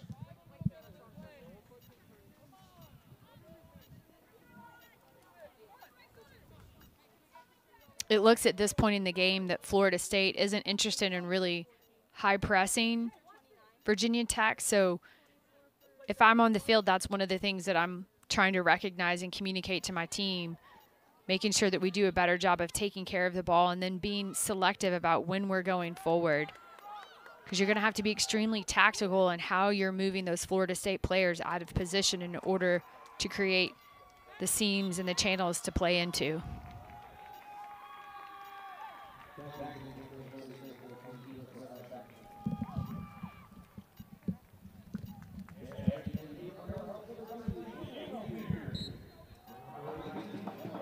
Substitutions for both sides. And important, as you mentioned, Sunday matches. Everyone a little bit more tired. Important to get fresh legs here for both sides on the pitch. Well, our viewers at home may be thinking, oh, Virginia Tech has a home game. They had a little bit of an edge, but I would dispute that because they were on the road. They went to Miami Thursday night, played a game, and flew back Thursday night. They didn't get back into town until almost 2 a.m. Then the players had weights, they had film, so forth and so on. So the rest component from the turnaround from a Thursday to a Sunday game, it's hard. It is actually easier to play 2 games on the road than it is to have a split weekend like the Virginia Tech Hokies have faced. Whereas, even though the Seminoles are playing away, both of their games have been away, so they haven't had to combat that travel component near as much. Weir trying to turn the corner, does so. Price is open back post, and that's headed through. And that's just amazing, consistent pressure, relentlessness inside of the box, and Sarah Rosenbaum coming across. You can see the frustration on Addie Todd's face at the moment. But that's exactly what this Virginia Tech Hokies team needs to stay in the game. There's more than enough time to get another goal back. You can see the Florida State team is together, huddled up. But let's take another look at how this all starts. A beautiful step over, gets the left-footed cross from Weir. It's the initial header, ball bouncing around, and it's Sarah Rosenbaum that's just coming through, that consistency, the tenacity to be able to run through that ball. Puts the Hokies on the board. The transfer from Wisconsin, her second goal of the year, the first in a couple of weeks since she found the back of the net against Boston College. And all of a sudden, soccer's such a sport of momentum, the crowd back into it, and we've got 10 minutes left to see if Florida State will respond with a win or if the Hokies can find a way to get a result against the Noles. And again, I think the Virginia Tech Hokies have had the most success when they press high. Mitchell, the shot, it's through! But the flag is up. Was she offsides? A huge moment. The goal from Natalie Mitchell. But the flag was up the near side of the pitch. Was she on or offsides?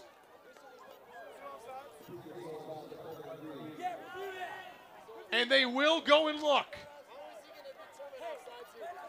What a moment. I mean, just what a change of events that we've had with this game. This has been absolutely exciting to watch.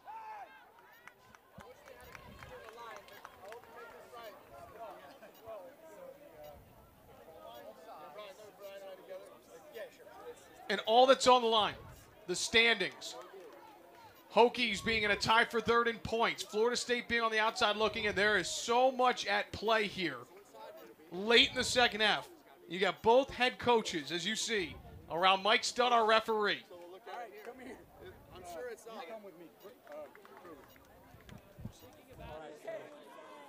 The flag was up immediately. And here's our first look. The question is Natalie Mitchell,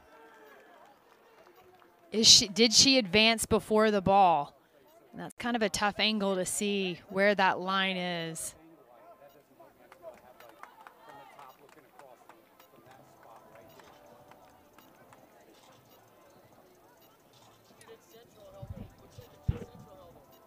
Here's another look as it coming in. You can see Natalie Mitchell's definitely on the inside of her player. But it's tough to tell from that angle, where was Ron EY? Like, where was she? Where was that line being held? And just the timing of the ball in the air as to when Natalie Mitchell started her run. Either way, this is a high-stakes game at the moment.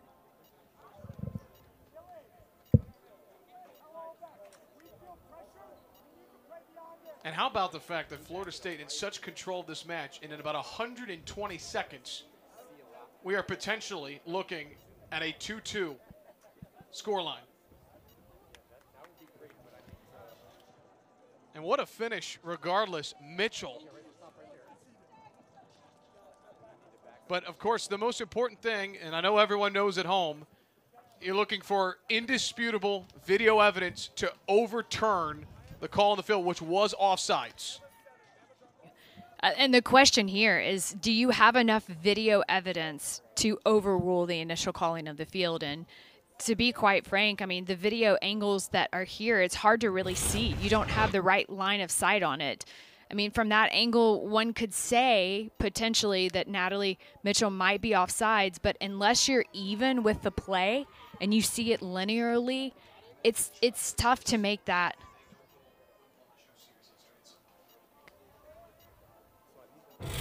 So is there enough video evidence to overturn the goal? That's the question at the moment. And you bring up a good point. From the angles we see, it does look like Mitchell maybe does have a slight advantage. But from the angle, to your point, you don't know where EY is in that moment as well. You don't know where EY is. And again, linearly, you need more of that linear viewpoint. If you think about, you know, when you're watching World Cup replays, they show the player as the hologram and the one arm across the line. Where is that line? You can't tell from that video angle. Again, this is Mike Stutt. A long look. Again, the call on the field was offsides. I mean, and this is a critical call, keep in mind, because that goal, should it stand, put Virginia Tech even. It's now a tie match. If it's called back, Florida State is leading, which means they would get 3 points versus 1 point. And we've already seen how close it is in the ACC as far as which teams might make it into the tournament. 3 points and 1 point, that's a big difference.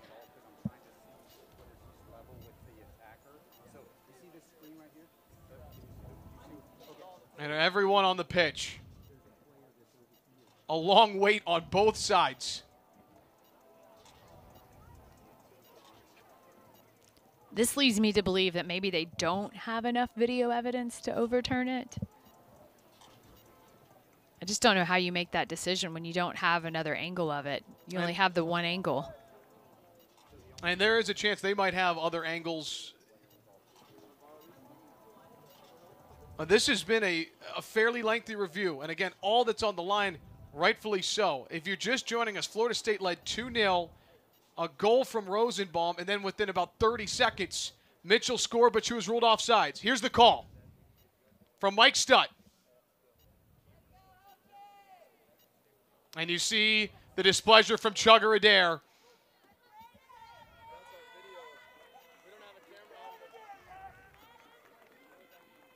And offside's the call. Florida State continues to lead 2-1. I think for Virginia Tech, you just keep pressing. I mean, that's how that opportunity set up for themselves, was just continuing to put the pressure. And at this point, 10 minutes left, you got to take every risk possible.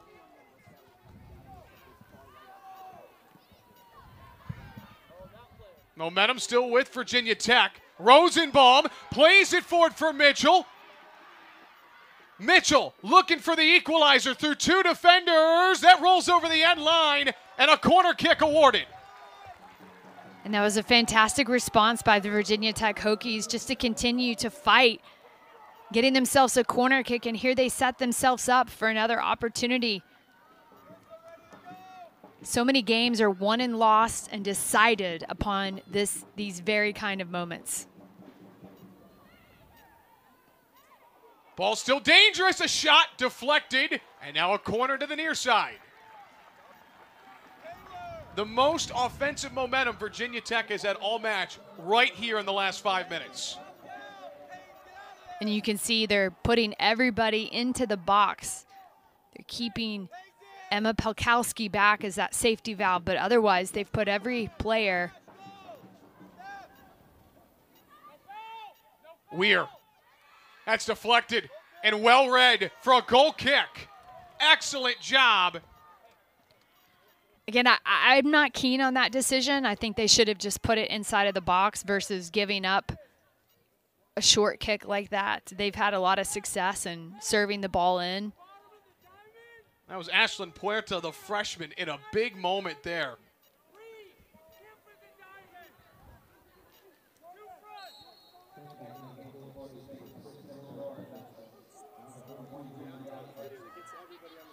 Hokies will be pressuring. And Price with a huge challenge. Stays with Florida State, but you could hear the yelling and the screaming from the Virginia Tech bench across the way. And the energy that Price is bringing to her defensiveness right now is contagious. It's invigorating to this Virginia Tech Hokie team. And you can see just the response by Ronnie Ewise. She looks exhausted.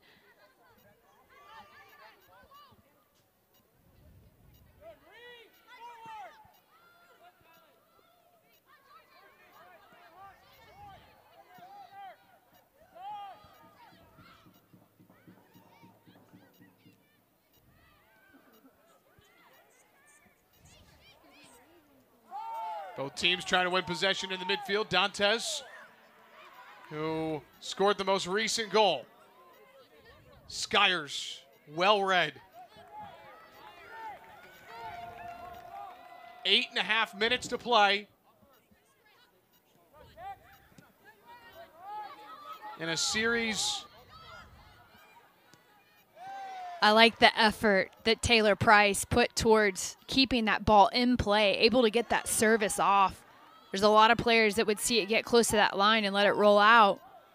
Skyers, ball ahead. Price has a look. Tech trying to find the equalizer. Rosenbaum had a slight moment as well, but a great clearance and a foul. And just a good look by Price there. I feel like I wish she had a little bit more confidence herself to take the shot.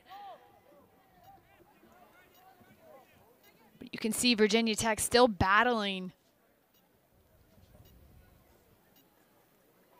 And thought a foul had been called after the clearance. Apologies. I believe that is Mike Stutt, our referee, checking on the injured Hokie. Here's another look. You can see she just slips it across, but Sarah Rosenbaum is not quite on top of that pass. It's a nice look by Virginia Tech. You can see the frustration on Taylor Price. She knows she was so close to it. I think for her, that's where if she could have a little bit more confidence in herself, do a quick little step over, get the ball on the outside of her foot. You're that close to goal, make something happen. Even if the goalkeeper rebounds it, bats it away, you've got numbers in the box. Cause some confusion.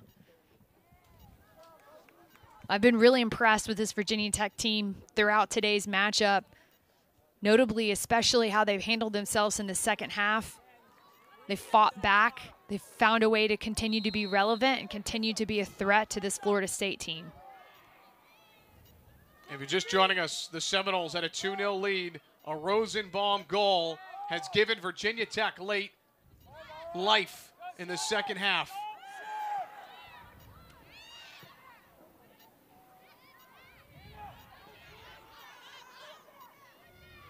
And for all the pressure that Virginia Tech's done defending today, now it's been Florida State's turn. And they've answered well. Skyers a takeaway at midfield. Rosenbaum might be able to almost connect it right back to herself. And Virginia Tech is finding moments in the wide areas when they receive the ball at their feet and they're able to just kind of flip it to the outside, play other players in that space, and then get the serves across. Skyers, Price, Todd collects it. Well done from the sophomore keeper.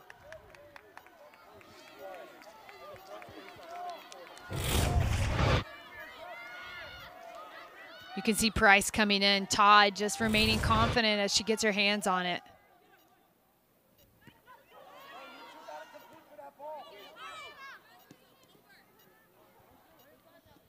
Weir to Mitchell with space. Into the box. Mitchell. Cross for Rosenbaum. That's out of play for a Tech corner. 6 minutes to play. Can Tech find the late equalizer?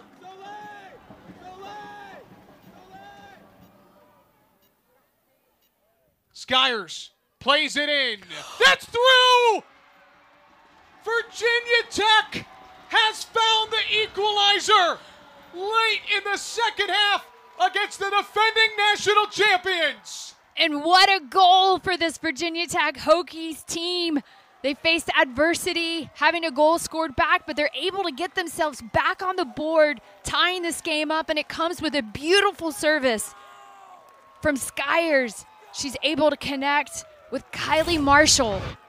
Here's another look at it. Eden Skyers serves that ball up perfectly, and you can see Kylie Marshall just fighting for that position in the air, off of her head into the back of the net, and the Hokies have made this a tied ball game. This is a huge response, huge answer, big time goal for this Hokies team. Marshall, the sophomore from Ashburn, didn't play a lot last year, has been so steady on the back line. She's got the equalizer, and there's still plenty of time left in this second half for either team to walk away with 3 points. How does Florida State respond? A foul on the Hokies. And again, this is a dangerous moment for the Virginia Tech Hokies team, and one that Florida State knows all too well. You can see how they're patient and making sure that their players are setting up.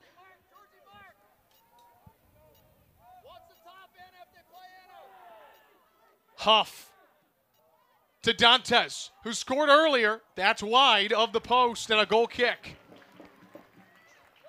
I think for Virginia Tech in this moment, this is where you send everybody forward. You don't try to possess in the back. You just send that ball forward. You try to go ahead and get the ball higher up on the field. Florida State has won 21 of the 23 all-time meetings against Virginia Tech, a series that dates back to 2002. A 2013 College Cup matchup between these two. The Hokies have never won. Can they find a goal late in the second half? A foul on Weir. Florida State gets it back. Obviously, you can tell that this is a game that's very emotionally charged at the moment, and I think for both teams, it's just a matter of keeping your composure and clock management.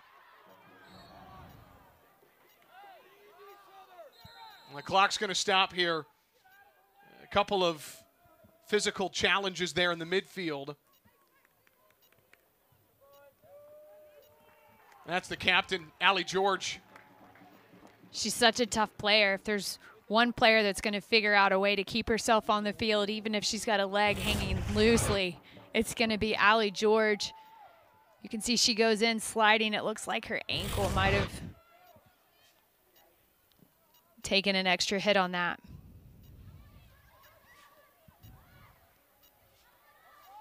Valente jumped over the defender. Tori, quickly, how has Virginia Tech gotten back in this match? By high pressing against Florida State. I think Florida State has had a little trouble with that, and Virginia Tech's been taking advantage of pinning them back. Now here's potential defense to offense, but Pelkowski with a huge and you challenge. talk about players that have been extremely impactful. Pelkowski, she's one of the main reasons why this Virginia Tech team has been so relevant in this second half. She's been able to break play in that sixth position, been able to distribute out of the back, play the service balls in long. To me, for this Virginia Tech team, she's one of the players of the game. And meanwhile, for Florida State, a team that is so dynamic, one of the best in the country, 3 minutes and 43 seconds, an eternity for them. It is, and an eternity if you're the team that has to defend against them as well. I think this is just, for both teams, it's about clock management and being smart with what you do with the ball when you have possession of it. Pelkowski. Weir. Able to turn. Weir gets pushed down. A foul against Florida State. And this is where I think Virginia Tech can afford to slow the ball down just a little bit. I mean, obviously you would love to walk out of here with a win, but at the same time, 3 minutes on the clock, you don't want to put yourself in a position where you could turn the ball over. So with 3 minutes left to go, send the ball up, try to get it in the corner, hold players around, do whatever you can to maintain possession and run time off that clock. And it's Eden Skyers.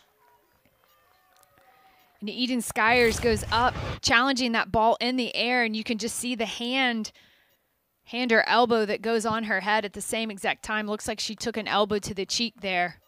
Quite a bit of a height difference there between those two players, but good to see Eden Skyers back on her feet. Again, she's one of those players that you really need in that back line to close this game out.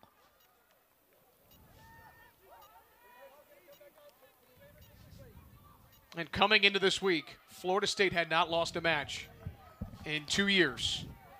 Virginia Tech, a scoreless draw at Miami Thursday. Seminoles, the defending national champs, trying to respond. 3 minutes and 16 seconds. Will it be a draw? Or will a team find a way? Price has a look. The shot, it's through! The biggest goal of Taylor Price's career. She puts Virginia Tech in front 3-2 against the defending national champions in Blacksburg. What a goal. What a finish. What a response, especially after stoppage in play. This Virginia Hokies team is on fire at the moment. And Taylor Price, right place, right time, sealing off her defender, able to have the confidence, the wherewithal to just seal it off in the back of the net.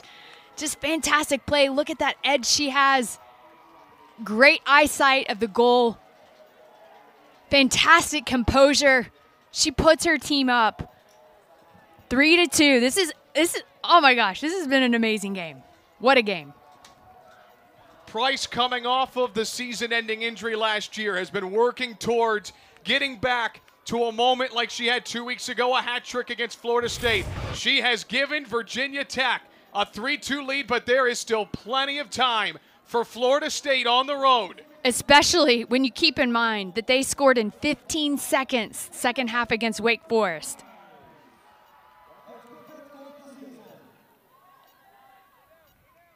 Dantes, the freshman, plays it out wide. And there's a player on the back post right now Virginia Tech needs to be mindful of. It's Carissa Beckman. If that service comes across, it could be dangerous. Skyer's back in. She's on the ball against Huff. Clears that away. It'll stay with the Seminoles. And you can see Ella Valente just kind of saying, hey guys, I got 2 players here. Who do you want me to mark? That's crossed in. Good look for Florida State, and it's just wide. You mentioned that player, far post. That was Suarez. Suarez was open on the back post that time. Allie George has got to do a better job of opening her shoulder and being aware of where that player is. You cannot afford to give Florida State any room inside of the 6, especially when they're trailing behind you. Just over 90 seconds. And Mitchell putting pressure on the Florida State back line. And a throw in with exactly 1.5 minutes to play. Again, I think for Virginia Tech, it's about clock management, taking your time, getting the ball in play, making sure you have strong players that can protect and guard it. Get that ball in the corner as much as you can and just shield it. Florida State had a 2-0 lead with less than 20 minutes to go. Had all the momentum. Let's not forget Natalie Mitchell appeared to score an equalizer that was called back due to an offsides flag. 60 seconds to play here at Thompson Field. Does Florida State have one last good push to find an equalizer? That ball's still dangerous. Still dangerous. Valente with the left foot. Defended well. Maybe the final push for Florida State on the road. Big ball forward. Hargrove off her line. That's still dangerous. It's going to roll over the end line. Is it a corner? It is. Florida State has to hustle. This is where Virginia Tech needs to get every player back. They need to be touch tight. 18 seconds. This will likely be the final moment of the match. The corner is in. It is headed towards the back post with 8 seconds. A foul on Florida State. The fans to their feet at Thompson Field. A long time coming. For the first time in program history, Virginia Tech has beaten Florida State. And the Hokies